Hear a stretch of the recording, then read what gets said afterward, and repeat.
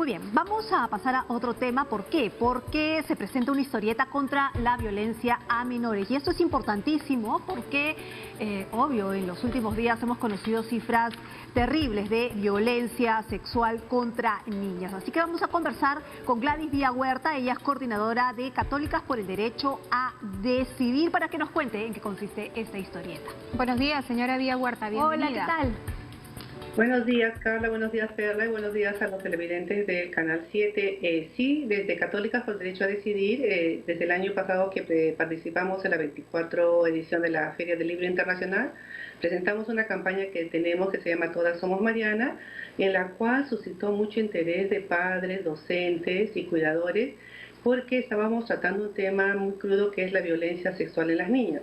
Y ellos, al no tener un material con que trabajar, y nosotros, ante la situación de incremento de la violencia sexual contra las niñas, decidimos elaborar un cuento, porque es el formato que leen más las niñas, para poder con la finalidad de poder hacer que las niñas puedan detectar y puedan prevenir la violencia sexual sobre las niñas y adolescentes. El cuento netamente está determinado con una historieta con muchos colores y se suscita con una niña en los Andes peruanos, la cual en el recreo de su colegio cuenta cómo ha sido agredida, ¿no? Y la idea es de que con este material puedan hablar de una manera más de llegada, sobre todo los docentes y los padres de familia, para poder crear a los niños con herramientas que puedan avisar a tiempo y detectar esa situación tan terrible en nuestro país. Sí, esto es importante en la etapa de la detección. ¿A niños de qué edades está dirigido este cuento, señora Vía? Está dirigido para niños desde los 5 o 6 años, o sea, porque es un cuento, con historietas muy coloridas y con un lenguaje muy sencillo y amigable, ¿no? Ahí lo estamos viendo justo. Utilizada por adolescentes y por docentes sobre todo, porque en la historieta se aborda claramente sobre todo la violencia sexual en las niñas y una situación muy cruda que muchas veces es el embarazo infantil forzado, ¿no? Ahora, ¿cuál ha sido la respuesta? Porque sabemos que va a ser presentada de manera virtual, además, en la FIL Lima, mañana. Sí, mañana a las 11 de la mañana va a ser presentado el cuento. Por el momento tenemos mucha solicitud de poder brindarles esta herramienta para que puedan ser utilizadas, ¿no? Entonces creo que hay mucha expectativa, porque inclusive esta historieta se recogió en base a las necesidades de padres y docentes, ¿no?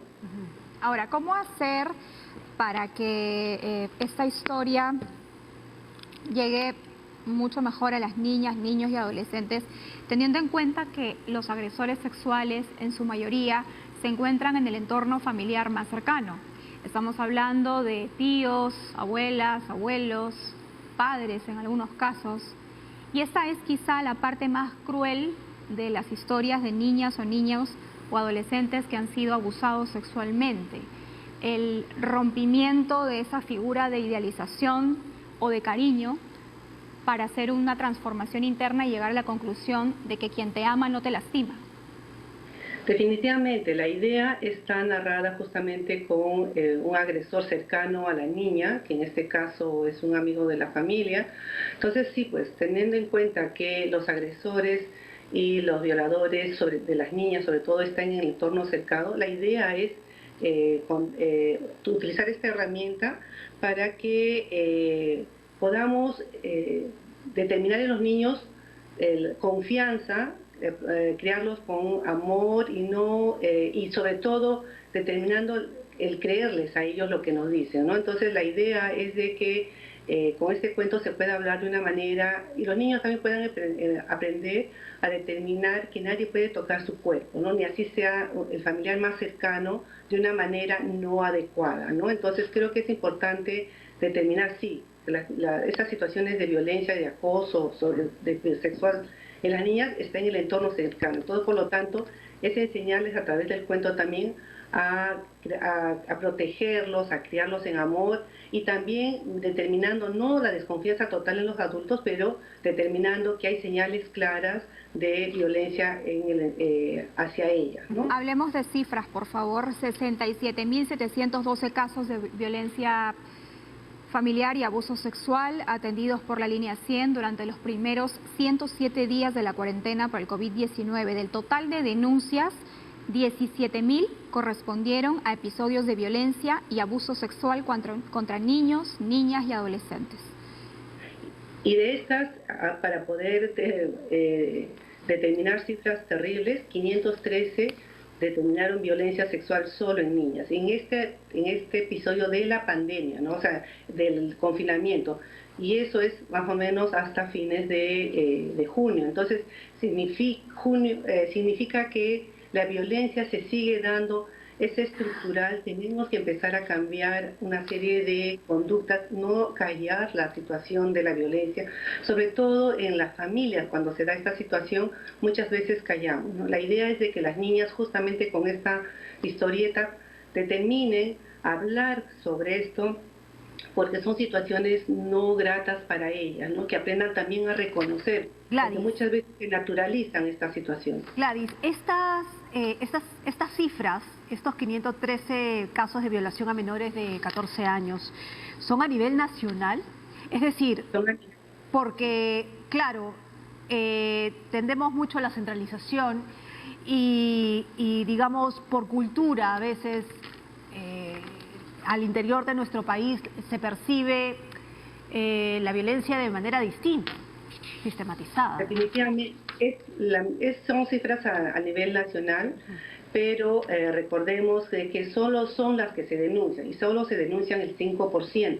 Entonces estamos hablando de cifras mayores que, como bien lo señalan, se calla, se oculta, se naturaliza, pero eso tenemos que empezar a visualizarlas, ¿no? A denunciarlas y hacer evidente, porque lo que no existe muchas veces no se atiende, no se aborda. Claro. Entonces, si callamos esto, es como si no existiera, y a las niñas se les naturaliza a vivir en violencia sexual, ¿no?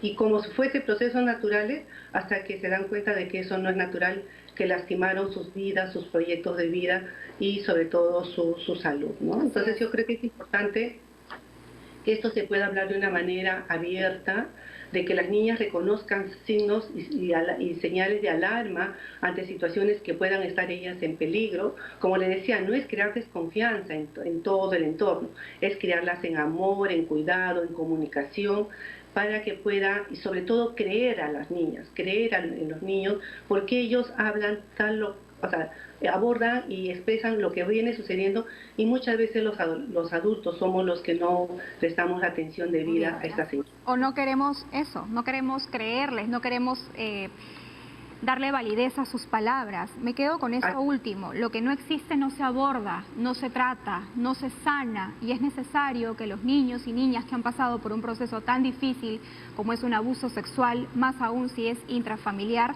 reciban atención psicológica especializada, tanto para la víctima como para el familiar que los está acompañando, llámese madre, llámese tutor, tutora o el mismo padre, en el caso del agresor sea otra persona, ¿no? Solamente el 5% se denuncia. Miren ustedes qué lejos estamos de tomar conciencia sobre la necesidad de creerle a nuestras niñas y a nuestros niños y generar un cambio en la sociedad, porque en realidad nadie merece ser abusado de ninguna forma, y menos aún una criatura que está en pleno desarrollo. Muy bien, gracias Gladys por estar con nosotros. Gracias. Estaremos conversando mañana a que nos puedan acompañar en la presentación de la historieta, que va a ser narrada por una cuentacuentos, ¿no? Muchísimas gracias, Carla y Perla, y muchísimas gracias a los televidentes. Muy bien.